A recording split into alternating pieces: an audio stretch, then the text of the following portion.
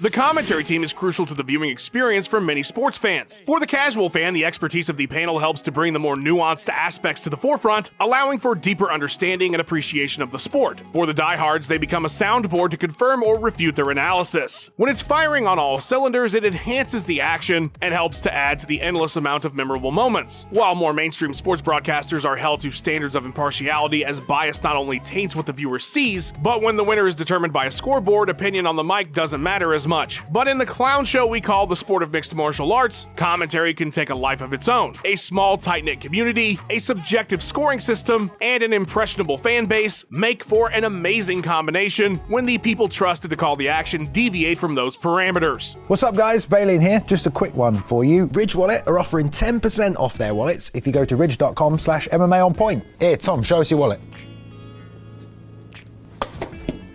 If you don't want some boring old man wallet, there's over 30 different styles to choose from as well, including titanium and carbon fiber. They were kind enough to send us a few so we could get our hands on them, and I have to say the first thing I noticed is definitely the quality.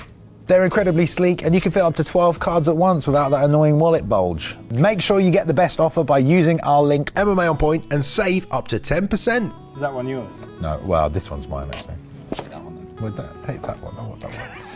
I'm Tommy from MMA On Point, and here are 10 times the commentary booth openly cheered for a fighter. Number 10, Frank Mir for Miguel Torres. You might only be familiar with Miguel Torres for his regrettable Twitter history or inconsistent UFC run, but in the WEC, the bantamweight phenom violently tore through respected vets like Chase Beebe and Takeya Mizugaki, defending the crown 3 times. Frank Mir proved himself to be a believer in Torres during his all-too-brief time as a color commentator for the smaller Zuffa-owned organization. Before Torres would defend his belt against Manny Tapia at WEC 37, Mir would call him the best pound-for-pound fighter in the world. Miguel Torres, what can I say? I feel that he is the best fighter in the world, pound for pound. And while Torres was ranked number 5 and 6 for Bleacher Report and SureDog respectively at the time, the names ahead of him show how hyperbolic the statement was. That same year, Anderson Silva unified the Pride and UFC middleweight titles, destroyed a juiced-up James Irvin at light heavyweight, and then went back down to defend his belt. George St. Pierre was firmly in his second run as the welterweight king, and Fedor had just submitted Tim Sylvia to push his unbeaten streak up to 26. The love fest continued with speculative talk about Torres' unsanctioned underground fights during the walkout. He was fighting the underground circuit, some other unsanctioned fights,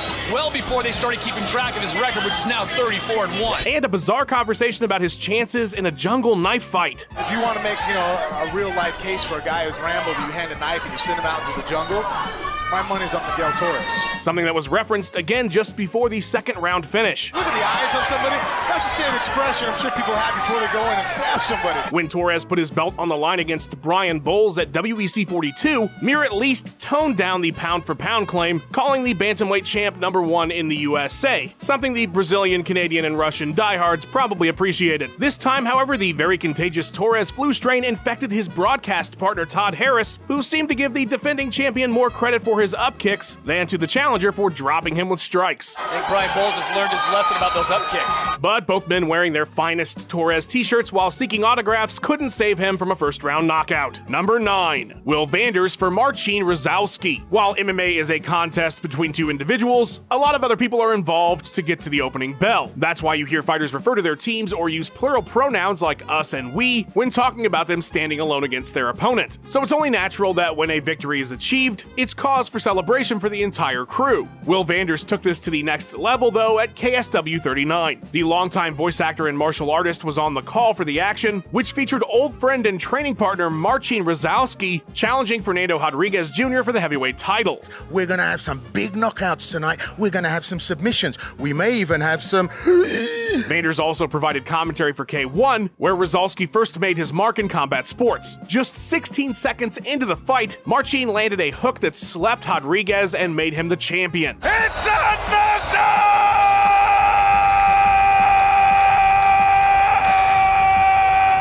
Now, of course, any commentator would lose it to some extent in this moment, but Vanders actually left his spot in the booth and entered the ring to celebrate alongside Rousey. An understandably joyous occasion for friends, but still a huge departure from duty. It would have been interesting to see if his commentary turned into blatant cheerleading, but with such a quick ending, he didn't get the chance. Number 8, Jon Anik for DC. Jon Anik has long secured his place among the best and most consistent voices in MMA. After parlaying his work on ESPN's lone dedicated show about the sport lured into play-by-play duties on the crowded UFC schedule. But even the seasoned professional couldn't contain himself watching his friend and frequent partner Daniel Cormier make history. Not surprisingly, the very brief and tense fight provided not only enough action to analyze, but several opportunities for Anik to address the audience as a friend and not the voice of reason on the broadcast. And so when Cormier landed the knockout blow against Stipe Miocic, he couldn't contain his excitement any longer. Daniel Cormier is the UFC heavyweight champion!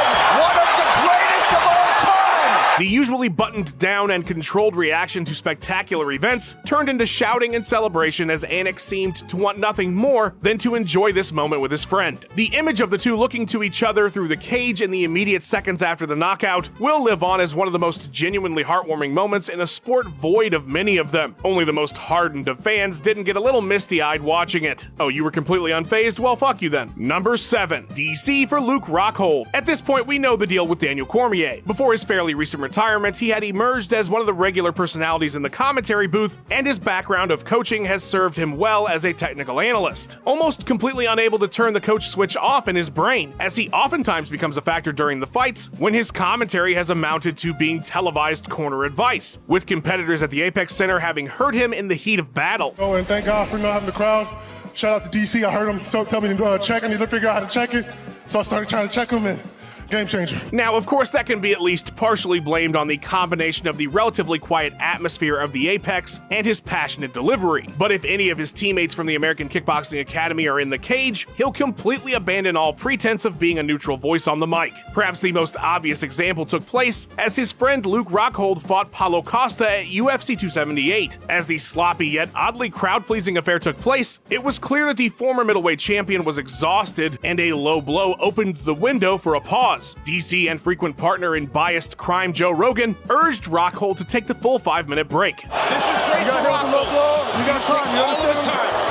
Take all the time. This would be great advice if DC was in his corner, but as a supposedly unbiased commentator, well, this is moving straight past cheerleading and directly into coaching territory. The break wasn't meant to be a blatant stretching of the rules to give his friend an advantage. It's meant to help him recover from being punched in the dick. Likely drowned out by the sounds of the packed arena or his own pride, Rockhold returned to the fight much sooner. If you think we're being dramatic in our assessment of the beloved DC, a host of fighters like Sean O'Malley, Justin Gaethje, and fellow champion turned commentator Dominic Cruz have all called him on it. Quite the departure from a man who once refused to call his teammates fights. By the way, one of those times he literally left the analyst's desk to corner Rockhold. Number 6. Bill Goldberg for Bob Sapp. The link between pro wrestling and mixed martial arts is undeniable. From the often overlapping fan bases to the over-the-top personalities, and the promoters who are stars in their own rights, to name a few. While that reality is overlooked or even denied in North America, Japan has fully embraced it from the beginning. So when Bob Sapp, who recently transitioned into non-scripted combat, faced his first true big test in MMA against Pride heavyweight champion Antonio Rodrigo Nogueira, it was only natural to expand the commentary team to lean into the freak show more prominently. Enter WCW's Bill Goldberg. There was no mistaking the bias Goldberg had for his pro wrestling colleague. In fact, it was clear that his sole purpose on the broadcast was to speak for the pro wrestling fans who were tuning in to see this style versus style matchup. Very audibly just screaming and shouting during the pile driver that opened the fight, his commentary turned into a cheering section. There were moments he seemed more like a fan awestruck by the 6'5" giant who outweighed his opponent by 150 pounds. As Boss Rutan and Steven Quadros navigated through some of the technical aspects of the fight, Goldberg showed unfamiliarity with anything other than the strength and size of his future the longest yard co-star. Guerrero seems to be not wanting to exchange punches with Bob Sapp right now. Look at the size of Sapp. Would you? You could even hear the excitement leave his voice as Sapp began to gasp before Big Nog forced a tap with an armbar. Absolutely unbelievable.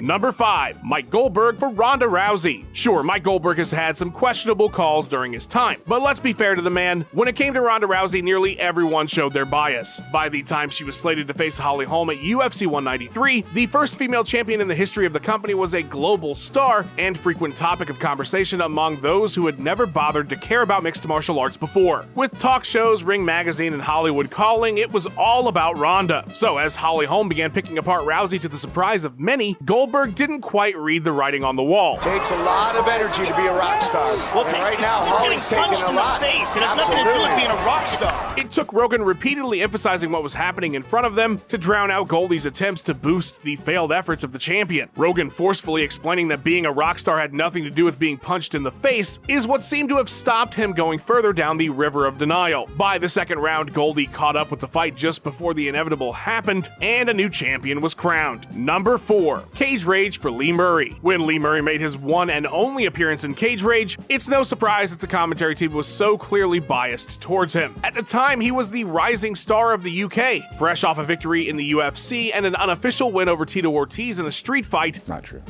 At all. So a vacant middleweight title win in the premier UK promotion would be a huge star-making moment and turning point for the sport in the nation. Standing across from him was Pride and Judo vet Anderson Silva. Not realizing that the understated Brazilian would become an eventual all-time great fighter, commentators Malcolm Martin and Rob Nutley were so hyped at the idea of their countryman becoming a star that night that they at times either downplayed Silva's success or hyped up Murray's. Again with a stump. Oh, we missed the cage. That'll hurt. Silva dropped him with a head kick in the opening seconds. Must have been a slip. I think the first kick may have just caught him off balance. I don't think it hit him as hard as we originally thought. Murray neutralized in Silva's guard and unable to get free. Great technique by Murray. Good technique by Murray and a good show of strength. Even a clear-cut first round for the Brazilian was a draw in their eyes. So, end of the first round.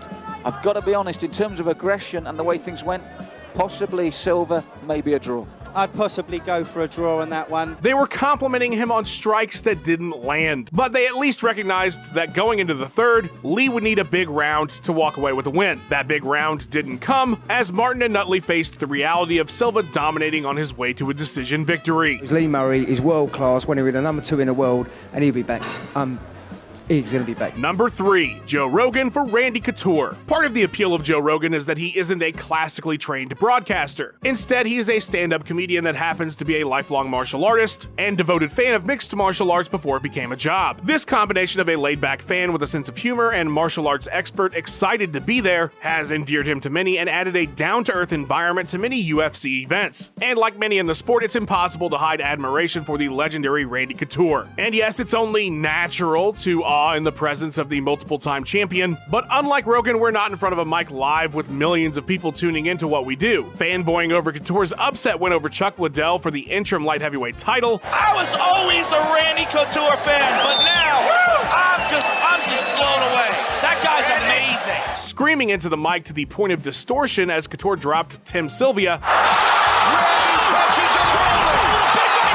The examples are endless. Perhaps the most enduring instance was at UFC 44 when Couture embarrassed Tito Ortiz to win the undisputed title. As the final bell sounded, Rogan loudly declared Captain America to be his hero. That guy is my hero. Interestingly, that same declaration spawned that nickname at UFC 34 when Rogan was doing backstage interviews and not calling the action. When Couture walked to the cage draped in red, white, and blue less than a month after 9/11, Rogan dubbed him the Star-Spangled Man with the Plan and stated that he was his hero. However, he did stop short of referring to Couture's posterior as America's ass.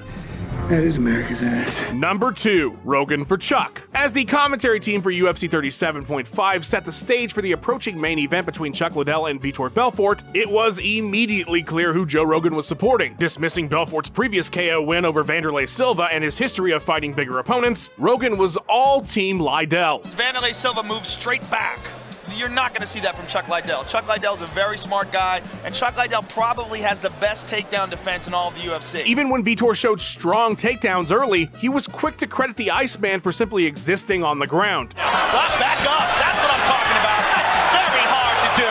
What he just did is very hard to do. Despite the pre-fight dismissal of Vitor's kicking abilities, a solid leg kick was dismissed as defensive because he moved after landing it. Again, you see the difference. Vitor lands a leg kick and he backs away. Chuck Liddell lands a kick, he's going forward. A solid punch lands for Chuck that Vitor eats without much reaction. Nope, Liddell is taking over the fight. Every landed strike for Belfort was a chance to praise Chuck's chin. Never seen Chuck in this kind of shape either. Look at his six-pack, he's chiseled. Rogan, who is known for his overexcitement, was in rare form, showing wild devotion to Liddell, even passing off Vitor landing a head kick as a sign of fatigue. As you heard the stamping on the ground, that's when Vitor picked up his energy. That to me tells me he's tired. The truth is the fight was exciting and closely contested, but the commentary from the former Fear Factor host largely ignored it. And yes, he said Liddell for most of the fight. Number 1, the UFC for Randy Couture. Let's be honest, everybody picked a side when boxing great James Toney tested the waters in mixed martial arts. The former champion, who was a defensive mastermind in the squared circle, would get his chance against another legendary champion in Randy Couture at UFC 118. The path to this fight consisted of Toney literally harassing Dana White at a press conference, press appearances spewing venom at everyone from Brock Lesnar, Rampage Jackson, and Frank Shamrock. Plus, by this point, he had already seen his ceiling in boxing, with a failed steroid test, age, and poor weight management forcing him out of elite competition. There was no question about who the commentary team would favor here. As he had at that stage in his boxing career, Toney showed up out of shape with the intention of relying upon his natural talent to take him the rest of the way. When juxtaposed next to Couture, the aging vet who was famous for being well prepared and in impeccable shape, there's no way Toney would win favor with anyone, much less Rogan with his well-noted man crush on Couture. But Goldberg's simple statement, "I love it," as the clearly clueless Toney was on his back getting pummeled into the canvas as the crowd chanted UFC, had to be the crowning jewel.